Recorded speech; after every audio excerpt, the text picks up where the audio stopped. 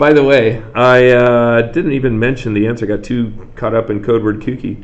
Oh, I said it twice. Anyway, the answer was this one. I figured that out because of the video, because of the... anyway, the answer is A.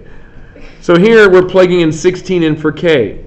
Well, you do that over here. It's the square root. So you take the square root of 16, gives you a 4. So that means we're really finding out what is f of 4. So you plug that in. That's log base 2 of 4. Well, 2 to what power is 4? The answer is 2. All right. Here we're asked for the inverse of f of x. Ooh, we just did that. So that's saying switch x and y. So you got x equals log base 2 of y. And if we rewrite that, we end up with y equals 2 to the x power. So 2 to the x power is the simple and basic inverse of that function. Okay. And lastly in this section, we've got h of k, k of h of x. So we're basically looking at the k equation. We're going to take the square root of all of h. Now this is setting up for extreme failure here.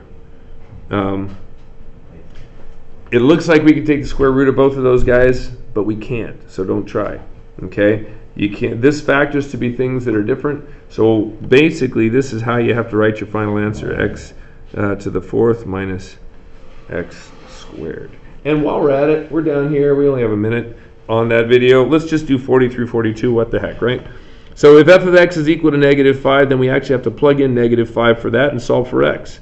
So -5 is equal to log base 2 of x. If we do the rewrite, 2 to the -5th power is equal to x.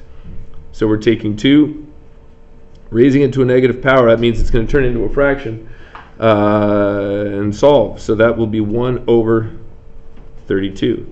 If we have h of x equals 0, we plug that in. It's equal to 0. All of these on the bottom, you're setting the y value equal to 0. So we have x to the 4th minus x squared, difference of two perfect squares. It will factor. Up here, we said we couldn't take the square root, but we could factor it. So this is x squared plus x. Oh, hold that thought.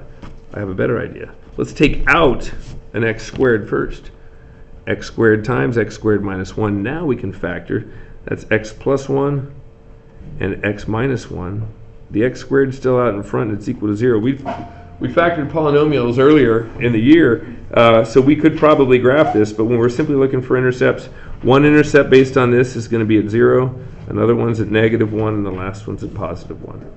And lastly, we want to say, okay, if we cover this up, f of something is equal to 4, and we look at that, if we say f of x equals 4, and we know that f of x is equal to log base 2 of x, so we can solve for x by saying 2 to the 4th power is equal to x. So that means the x that we're talking about right in there is equal to 16, okay? Because 2 to the 4th power is equal to 16. Well, that means that g of x is equal to 16, because if we solve for f of whatever equals 4, the 16 that we solved for just now is equal to g of x. So now we look at g of x and say if g of x equals 16, then 16 is equal to 1/2 x. Multiply both sides by 2, and we get x is equal to 32.